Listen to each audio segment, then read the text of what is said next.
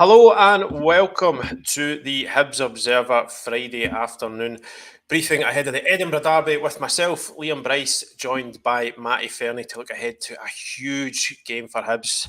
Matty, thanks as always for joining us. How are you getting on? I'm good, yeah. Looking forward to the big game on Sunday. Aye, it's a huge game, isn't it? There's no two ways about it. I mean, every Edinburgh derby is a huge game, but I think the kind of context around this one makes it that bit bigger. But before we get into things, just usually a word for our sponsors. Good Vibe Giveaways are proud to sponsor the Hibs Observer and offer fantastic prizes to fans of the club. Prizes change weekly and include tech and gadgets, days out, weekends away, tax-free cash, and even Oasis tickets. So get your tickets now at www.goodvibesgiveaways.com and enter for your chance to spread the good vibes, Matty. So, I mean, I feel every week I probably ask you how are you feeling ahead of this game. So I'd imagine you've got some thoughts on this one. Yes. So a mix of trepidation and excitement and anticipation and apprehension and all the other words that you can throw at it. It's a total mix of emotions, isn't it? When you come up to derby, it's like as a Hibs fan, it's always like a fixture to look forward to, but also dread. And I think this one's probably teetering more on the dread side than the look forward to side. But I think there's despite the results, there's probably been some good enough signs in the last three games to suggest that we could compete, and it won't be. I don't know. I'm not going to say it, but it might not be as bad as some people think it might be. Yeah, but I Don't think want to tempt fate. I mean, I feel like you're generally quite positive. So the fact that you're using the word dread ahead of this kind of suggests how the last few weeks have gone, doesn't it? Yeah, to be fair, I'm like that for every time. Like any Hibs fan in my age will, if you've lived through the Alec Miller years and beyond, would have the same sort of feeling towards this fixture. But yeah, obviously the results haven't been good. I think the sort of the last kick in the teeth that going bottom of the league last week, right at the death, failing to hang on to a lead, and then going bottom and swapping places with them, made this like a worse fixture than it could have been to look forward to. Yeah, I mean, it was a horrible kind of, from Hibs' perspective, a horrible twist in the tail that to an already terrible day. I'm aware we haven't had you on since that, so I mean, I'll give you the chance to just kind of, like, what did you make of that last weekend? It was, I think, even by over the past year or whatever, kind of got used to Hibs losing late goals and throwing away things late on, but that was a kind of another level entirely, wasn't it? Yeah, I mean, it was a pretty Hibs thing to do. I thought we were decent in the game. Like when we went 2-1 ahead, I thought we looked good for holding on to it. And you always have that wee doubt in the back of your mind as a Hibs fan. You might do something sort of catastrophic to shoot yourself in the foot. But I didn't really think it looked like happening at that point until Newell got sent off and then the game totally swung and Dundee United put us under pressure and we capitulated with, again, I think players trying to do the right thing but just making bad decisions. I think David Gray talked about that in his post-match stuff, and certainly for Bursic in the third goal, with him kind of coming steaming out, it's a wee rush of blood to the head, but I think he's just trying to take control of the situation and take a bit of pressure off his defenders. It just made a bit of a mess of it, really. Yeah. But I thought we were quite good in the game. I think maybe David Gray stumbled accidentally on the 3-5-2 being an effective formation when Chris Carron went off injured. Obviously, Miller went off at half time, and then Carron picked up the injury and he brought on Iredale. The 3-5-2 seemed to really suit us. Mm-hmm. And I thought when we went to that formation, we looked really strong in the game and really took control of it. So I don't know if that might sort of influence David Gray's thinking for Sunday, and we'll maybe see that formation start. Yeah, aye, because that is probably the big talking point is how many, if any. Well, obviously we'll be forced into a change with Joe Newell, and we don't know what's happening with Chris Cadden just yet. But it didn't sound too promising yesterday, I must say. It's just whether, do you think he'll be tempted to make significant changes, or would that be just too reactionary to?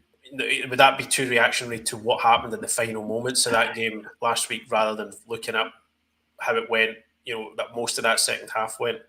Yeah, it's a difficult one, I think, for a manager, isn't it? Because you look at the end result, and it's not like it's not just that one game. It happened against Motherwell, it happened against Rangers, the Kilmarnock. Like it's happened a few times this season. He's by and large stuck with the same players. Like we normally do like a prediction show on a Friday. We pick the team, and I think we normally get between 9 and 10 of the 11 players right, and that gives you an idea of how loyal David Gray's been to his players. Only really making the big changes when he's had to, but they get to a point where I think David Gray almost has to make the point to say that this can't carry on.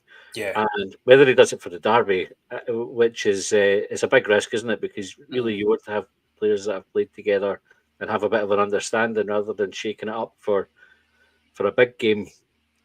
But it has to make the point to the players that it can't carry on. So somebody's going to have to take the fall for that, I would think. Yeah, something's got to give, haven't they? And it's a hell of a tightrope to have to walk as a manager.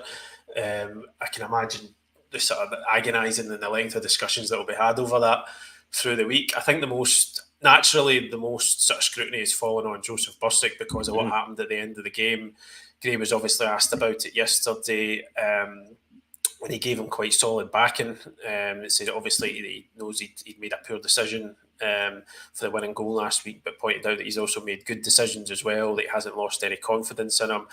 Obviously, when a goalkeeper makes mistakes like that, there will be calls for him, to be dropped and somebody else to come in. But I'm not surprised that Gray's obviously come out and back him because he's not going to throw his player under the bus. But I don't think he really has much option but to stick with him at this point, because obviously Jordan Smith came in the summer.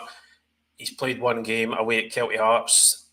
In the years prior to that, he's been the sort of, the backup's backup at Nottingham Forest, hardly played any football.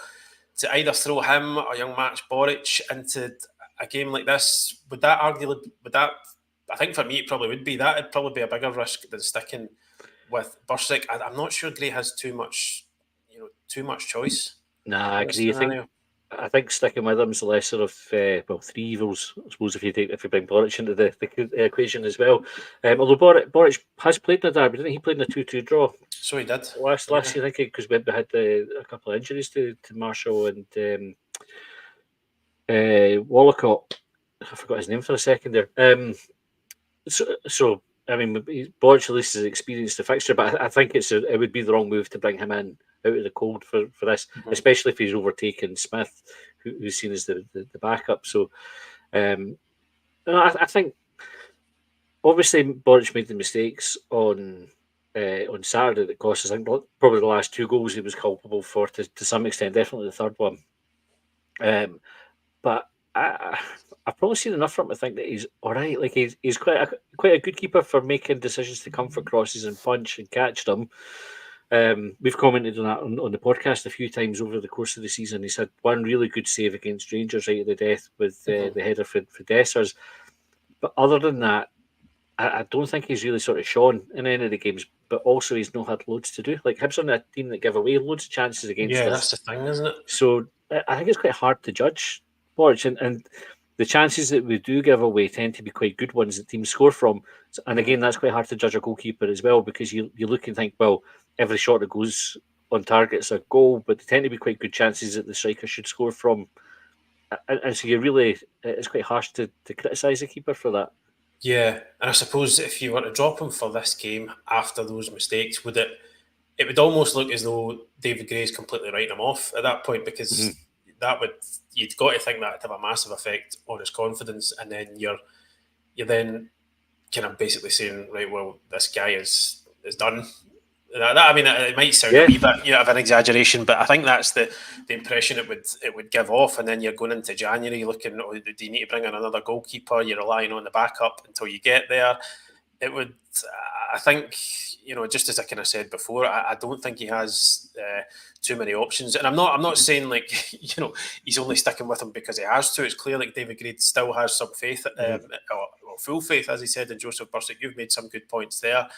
Was it just maybe like that kind of angry reaction that you get after games like this, people wanting somebody to pay the price for it almost? And I think he is the kind of easy target. But again, at the same time, I'm maybe going round in circles a wee bit here. I can understand people wanting to change. It's that kind of, it's no black and white really, is it? No, a goalkeeper is probably the hardest position to do that with, because like you look at Josh Campbell, who got criticism for the goals we conceded against Motherwell, and he doesn't start the next game. So there's like a direct consequence for it, but it's much harder to do that with a goalkeeper because also like that sort of the fundamental understanding you get with a goalkeeper and the two centre halves, for example, you don't really want to disrupt that, especially for a big game. I mean, we saw on Saturday, I think it was Iredale who'd come in. So there's a bit of a change in the three centre halves. Then all of a sudden, and he gets, I think there's twice, and I think it was Iredale from memory, where Bursic is sort of clattered into him, coming to get a ball. And that's the sort of thing you don't want to happen in a game. You want your goalkeeper to be comfortable with the guys in front of him and vice versa. And I think if you're changing that dynamic when you don't absolutely have to, you're just adding another element of risk into the team selection. So I think the sensible choice, whether it's a popular choice or not, is to stick with Bursic. Yeah. We touched on it a wee bit earlier on, but would you be in favour of the change to the three at the back? Yeah, I think so. I think we looked good against Dundee United when we went there. I think we looked really right. So I'm going to contradict myself because we looked really susceptible to crosses, and obviously the two goals came at the end of the game when we had the three centre halves. But I think if we've got 11 men on the pitch and we're not inviting that level of pressure on, we'll probably cope with those crosses better. Or we don't find ourselves in a position where they're coming in like that, the way that they did. So yeah, I would go 3-5-2 for it. I think Kukorevic up the top either needs to come out of the team or needs somebody up with him to give him a bit of help because really nothing's sticking when we go forward as well. That has become a real problem area as well. Yeah, I think to have somebody up there with him would make a difference. It did actually make a difference for the second goal because it's on at Tannadice, because it comes from Kukorevic making the run into the channel. The ball then gets to Abita, it goes into the box, and then you have somebody else there. You have Dwight Gale. So I mean, I wouldn't be surprised if David Gray is tempted to go for that, to two up front, give Hearts something different to think about. And obviously with Joe Newell out of the team, you'd think Nectar Triantis will come straight back in. You've got him and Quan there as a sort of a decent base. You'd probably think Junior Hoylett ahead of them. And then you've got left and right, Martin Boyle, Abita. I think maybe only thing about the 3-5-2 is maybe is Martin Boyle. Do you want him less focused on doing the dirty work and more focused on being higher up the park? I think on balance, there's definitely strong evidence that Hibs could make that switch, but that just maybe be one wee area of it where I'd be thinking, do you want him less to think about? I suspect you would see Boyle either starting with Gale or with Kukorevic, with Gale on the bench in the centre forward position and have Lewis Miller if he's. I'm not sure if Lewis Miller's fit. But I think if Carden's not available and Miller is available, I think Miller would be the right-sided player at the expense of Boyle, because I think we would need Miller's defensive. Like, I don't think we would want to give that sort of area of the pitch up to Hearts. So Miller would probably play ahead of Boyle. Yeah, no, you're right. Actually, I suppose I'm just thinking of how the game finished last week, but Miller coming back in is the obvious solution to there. And Jack Iredale as well. Would you be comfortable with him coming in for a first start in this fixture? Yeah, he was pretty impressive when he came on. Obviously, it was the sort of first view that we'd had of Iredale, and I thought he equipped himself really well. Strong in the air. I thought on the ball he looked good as well. He was kind of quite comfortable taking the ball out of defence and finding a pass. So despite how the game finished, I thought it was a good debut from him. And I suppose it would be Iredale or Rocky, wouldn't it, that would come in, and we've seen enough of Rocky to know what he brings. I wouldn't have a problem if Rocky was the option, but I would probably give Iredale the nod. Yeah, I think the fact that he's come on ahead of Rocky, and he's naturally left-sided as well, so it gives you that kind of nice balance. Well, so there you go, folks. There's your Hibs team for Sunday.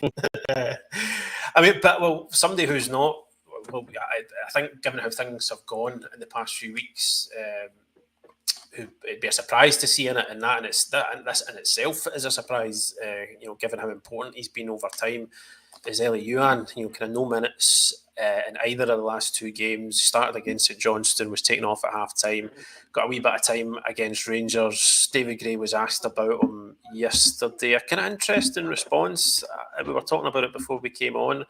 I felt he was asked, Ellie Yuan has had a big impact on this game, 12 months ago, obviously, when he scored that double at Tynecastle. Is he ready physically and mentally to potentially do the same this weekend? And Gray's response was, is he ready physically? Yes, he is. He's someone who's been returning from injury, got on a few times in the last couple of weeks and never got on at the weekend there. Been training for 2 or 3 weeks, 4 weeks, maybe as long as that, a couple of bounce games. So from a physical point of view, he's ready and comes into contention like every other player.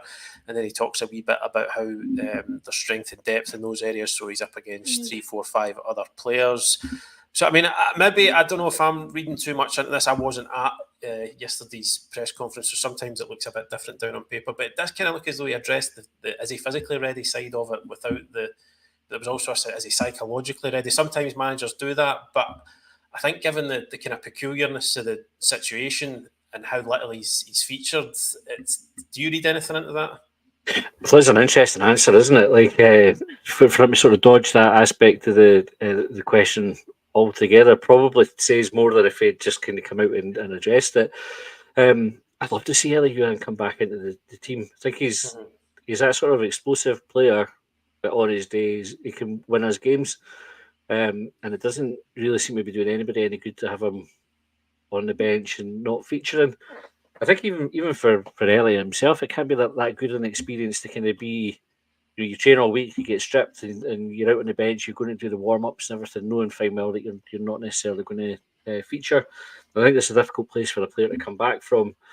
Obviously, David Gray will be closer to him, and we'll have had these conversations. You would hope like to sort of assess where Ellie's head is at with it. But if you can get him up for it and motivated, this is the sort of game that if you could get him in and he makes the impact, it could be like your sort of sliding door moment, can it? Like he come in if he scores a goal that wins the match, and all of a sudden he's the hero, and make no mistake, all is forgiven. And in an instant like that, like people are very quick to kind of go, it's the Ellie Ewan derby. It gets known for years down the line, and everybody remembers the goal that they scored. So I think, if we could get him on the pitch and performing, that's really the best outcome for everybody. Yeah, because I mean, his numbers last season obviously speak for himself. They speak for themselves. Sorry. But it's just, it seems to be there's just something not quite right at the moment. So, I mean, just the game in general, kind of a few comments coming in on YouTube. Jerry Charlson saying, next 3 games may determine Gray's future. Paul Henry saying, I fear for SDG. We need 4 points in the next 2 games or the board will have a decision to make. I mean, Gray was asked yesterday, is this a crisis? Are Hibs in a crisis already? And I think, I don't know how you feel. Do you feel that this derby is must win, or is it must not lose? Must not lose, I think. Yeah. I think this is like it's a time when like everybody needs to sort of just be strong and no get carried away with the emotion of it. So I think there has been enough, despite the results. I think we've seen enough for the team to suggest that we can be competitive in the league. Like I think if you look, definitely the last 3 games where we've lost, I would say for large portions of those games we've been the team that's looked like they would win. We obviously haven't, right? And there's no getting away for that. That's at the end of the day, that's the most important thing, is the result at full time. But if I was David Gray or even Malky Mackay trying to assess David Gray's performance, you would look at that the whole bit and say, do we see enough there to suggest that we're going to be okay in the league? And I think the answer is yes. But it needs everybody to kind of let that happen. The problem we have is we've been so bad for so long, predating David Gray, predating even Nick Montgomery, that there's very little patience for it, and everybody wants like the silver bullet to something to change and for everything to be all right overnight, and I don't think that's going to happen. So almost irrespective of the result, and it does get difficult for David Gray, but there's no getting away from it. If we lose, especially if it's a bad loss on Sunday, it's a long way back for him. But we were there before with Lee Johnson. If you remember, he had like a derby doublehead around about New Year, and he lost them both, and they were bad losses.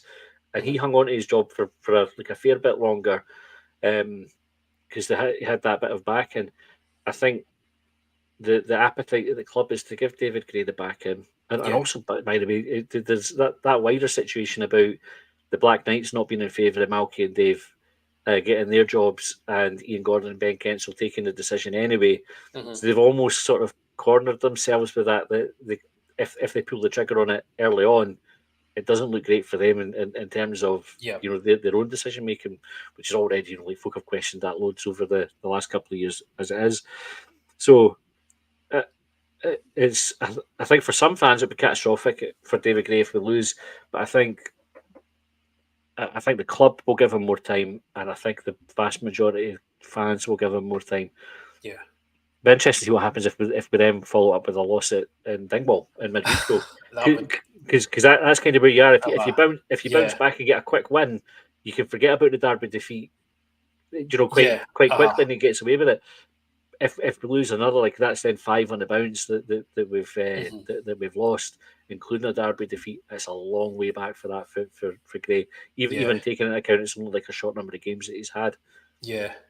I think I'm kind of broadly aligned with yourself on it. I think he does deserve more time. He's not had enough time yet. I think if you're, in the midst of a rebuild, which again Hibs is where Hibs find themselves, you know that there are going to be dips and there's going to be difficult periods. And I think what you have to look for within that is there any sort of anything that you can cling to suggest that it's going to get better.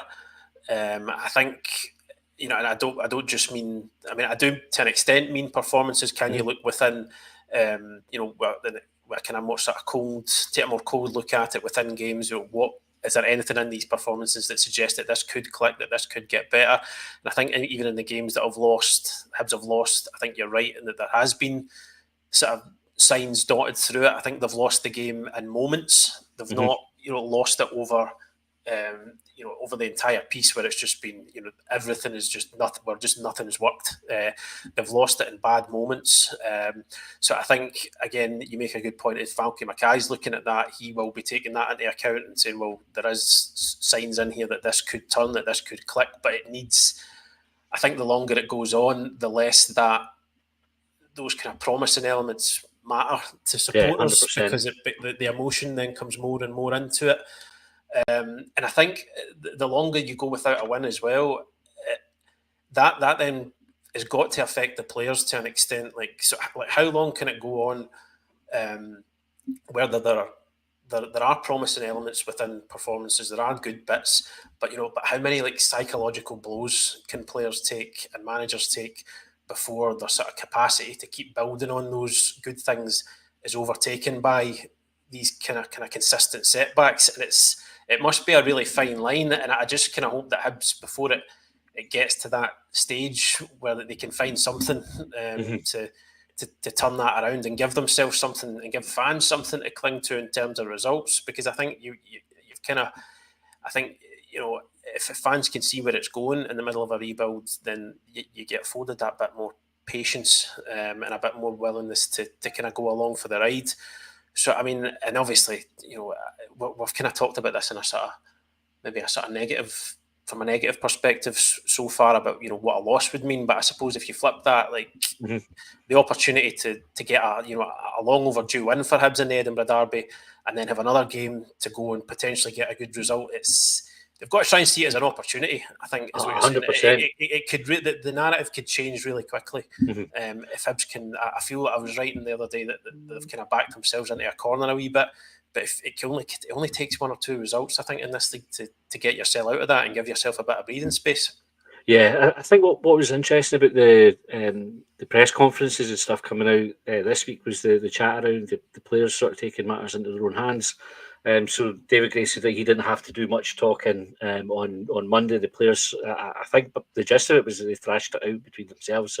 Some home truths were told, and Dwight Gale, I think, spoke about it immediately after the game about the players being too nice and maybe needing a bit of that. And then David Gray, I think, also mentioned that the team felt like they had bonded a bit more as a result of those sort of harsh words, and maybe that sort of like a collective resolve to go and improve, without necessarily David Gray being the one that's taking the lead on that. I think when you have that, if we get the result on Sunday, that it just reinforces that bond, doesn't it? Like I think that's everybody sort of realizes, right? We've had it out. We've put the effort in, we've fixed the problems, we've got the result. Now we'll go and do it again on Wednesday night up in Dingwall. And then, like you say, if they win that one as well, then all of a sudden that is the foundations for your season, and they can properly kick on from it. But everybody takes a lift and a bit of confidence from it, and the players build that trust in each other as well. Yeah, absolutely. So, I mean, it could go, I think, we should, instead of, all doom and gloom, we should kind of highlight that it could go completely the opposite way. That's just the madness of these fixtures, really, isn't it? Kind of all sort of logic and, ordered thinking it can go out of the window, but that's the kind of beauty of derbies as well. So, I mean, what's your feeling? Obviously, Hearts have changed a manager. They've obviously had a wee bit of a bounce from Neil Critchley coming in, but they did play there on Thursday night, albeit they're no travelling. They were playing at home. What's your kind of feeling about Hearts? Hard to say. Like you said, there's a wee bit of the new manager bounce, but we looked terrific under Maloney's first two games, and we saw where that went. So I don't know. It's hard to read. The Hearts have had a terrible season the last couple of games aside, but then they remember the example where you can say like one good result sort of gives them the catalyst to go on. I fancy a bit of score draw. Like I don't see us keeping a clean sheet, unfortunately, but I think we will score, and I think probably deep down both teams would accept a draw. Like both dugouts would take that. It's like that sort of just make sure you don't lose the game. I'd like to think Hibs could win it, but I suspect it's going to be a score draw. Yeah, you think like most people would be accepting of a score draw with a performance that has a bit of something about it? Yeah, I think so. Not just the performance, but also the order of the scoring. I think if it's a score draw where we come from behind, then it's good. But if we're 2-1 up and we concede the last minute, I think that's effectively a defeat. That's how it will feel, and I think the emotions will be high if it's like that. So again, even just in the result, if the result is no different, no matter which way it pans out, but how it pans out will have a big say in how folk feel about it. Yeah, that is a great point. Actually, it can make so much difference. But I suppose all that's left to say now is that we'll find out. We'll find out on Sunday. Hibs welcoming Hearts to Easter Road, an early 12:00 kickoff. Really, really big day for Hibs, for David Gray, for the players, and we'll be there as always to provide you with full coverage. If you're watching us on YouTube just now, please do consider hitting that subscribe button to help us continue to grow the channel. If you've not subscribed to the Hibs Observer, you can have a look at our website and subscribe for just £4 for 4 months, full access to all our content covering the club. We do appreciate it again if you take a wee look at that. Matty, just finally, thank you for joining us. Will you be there on Sunday? Oh yeah, definitely. Just need to figure out my train for getting across, but I wouldn't miss this one. No danger. Absolutely not. Absolutely not. So, folks, thank you for joining us. Hope you enjoy the game on Sunday, wherever you're taking it in, and we'll speak to you after the game, and then with a fuller breakdown with myself and Craig Nisbet on Monday afternoon. So, yeah, have a good weekend, folks, and enjoy the game on Sunday. Cheers.